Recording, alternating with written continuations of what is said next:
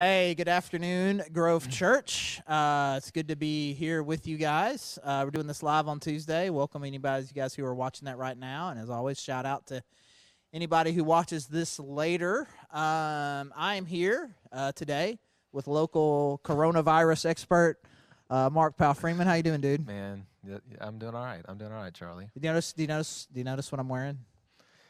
I noticed that you made a I, promise. I did and it. I did it. It's not Sunday. What's happening? What's happening? What are we doing? What just happened? Hey, what are we doing for real though? Are we live now? Brian says we're good. We introduced ourselves. Now we're introducing ourselves again. Hey guys, Charlie here. Welcome. Glad you guys are joining us. And if you're watching this live or watching it later, really glad that you guys are with us.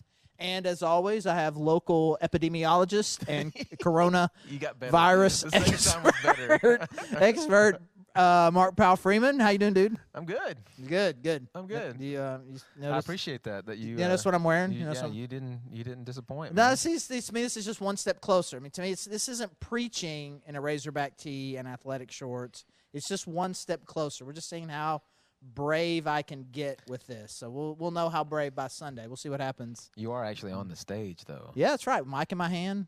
I mean, 3 feet of social distancing right here. But dude, if you and I were going to give each other coronavirus, I mean, it's done. yeah, I mean. So, anywho's, I don't know how you guys are doing. I don't know what's going on. We've been talking to a lot of you. You're a lot of Zoom calls with folks. Mm-hmm. Yeah, I was hanging out with some guys this morning. I got a new Marco Polo video chat going with some guys, which is kind of fun, and hanging out with some different dudes tonight online, and just figuring out ways, to connect with people. We've been doing the same. Yeah.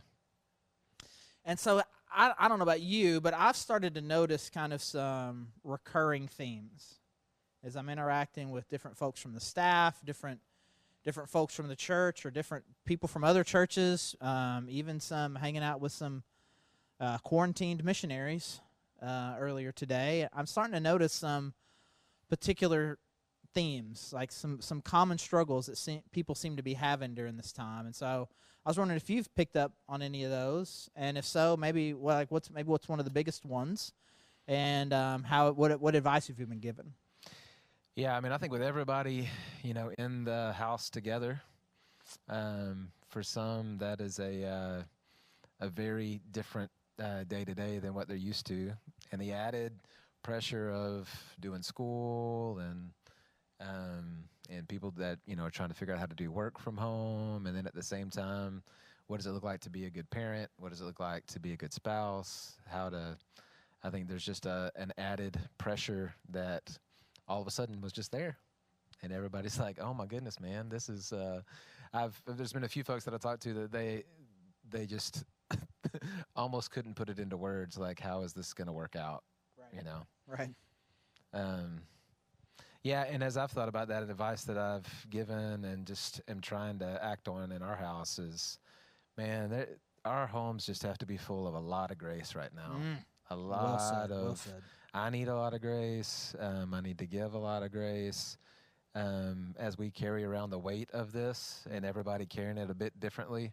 In my home, we've got several different personality types, and it's just interesting how this scenario and the chaos affects all of us in a different way. You've got like almost all of the Enneagram types. There's we 9 just Enneagram types, and you have do. 6 people. We got 6 You people. need 3 more. Like maybe the dog is a different Enneagram type, and then you just got anyways.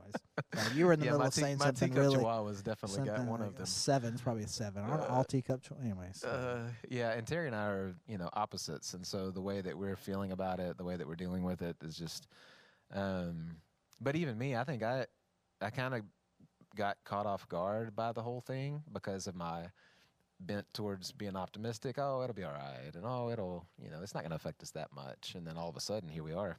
Right. And it's not that. And so as I try to digest that, I've needed grace. I just think our homes already need to have more and more of that. So this is just a great Right. opportunity to try to practice. Hey, I'm broken, you're broken.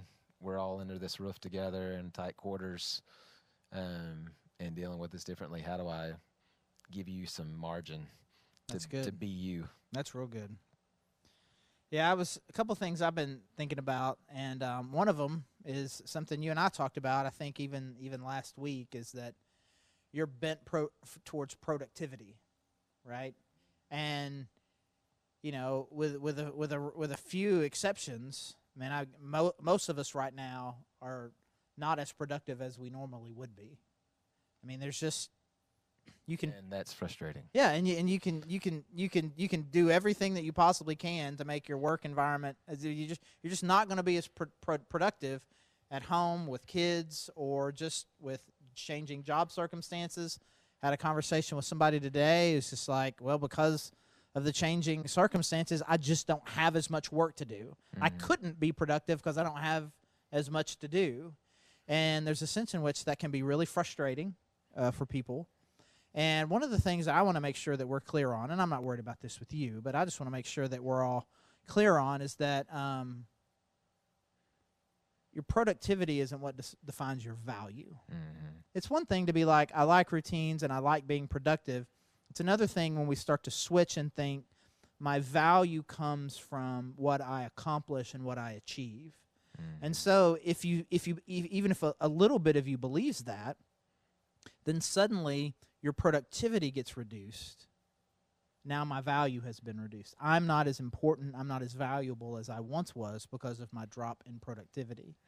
And I think it's really important for us to keep our focus on that our value comes primarily through our relationship with God through Christ. The creator God of the universe sacrificed his son for you, which you can't increase your value beyond that. That is, if you are of infinite value in the eyes of God.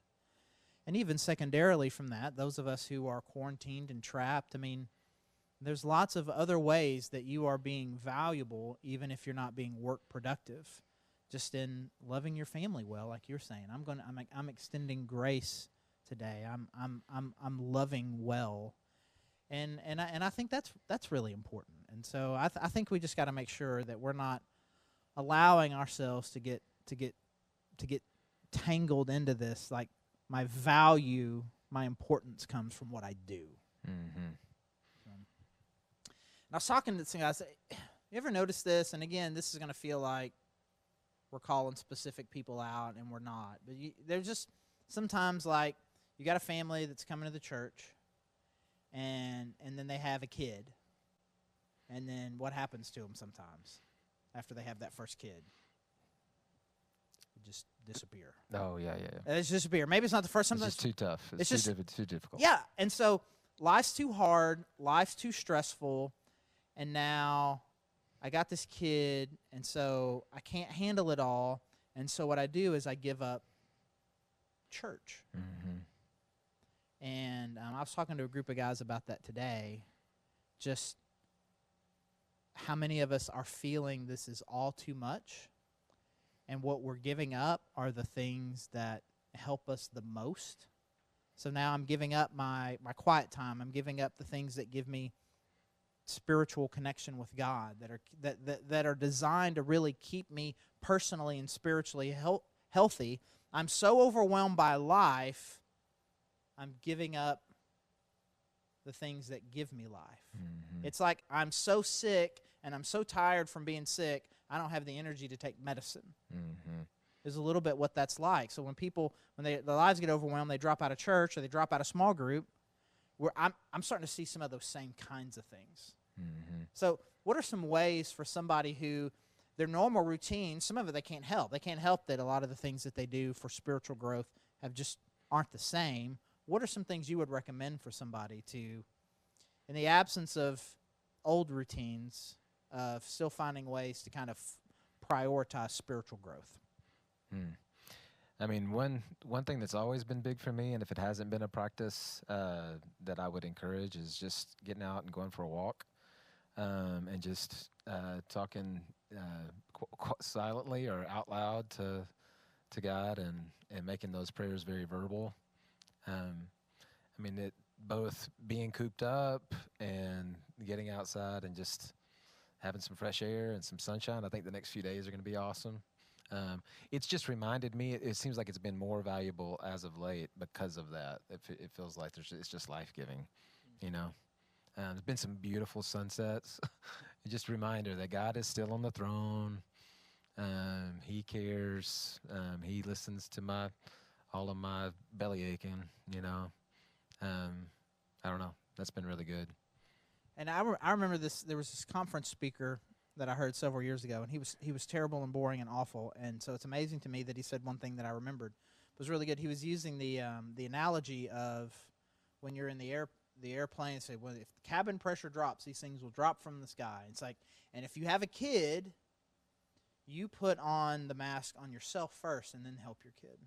And the analogy that he used was, if you're going to be in a situation where you are providing love and care for someone else, the most important thing that you can do is to make sure that you're doing self-care well.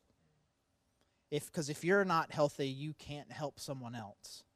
And so I think it's just really important for us to make sure that we're continuing to prioritize that. Even if you feel like you've got so much going on and you've got so many people that you have to help and there's so many things that are going on in your life and our house, all the more important for you to take some time, carve out some time where you and God can get together through prayer and through the Word and connect, and you can get personally healthy so that then you can then be who you need to be in this stressful time.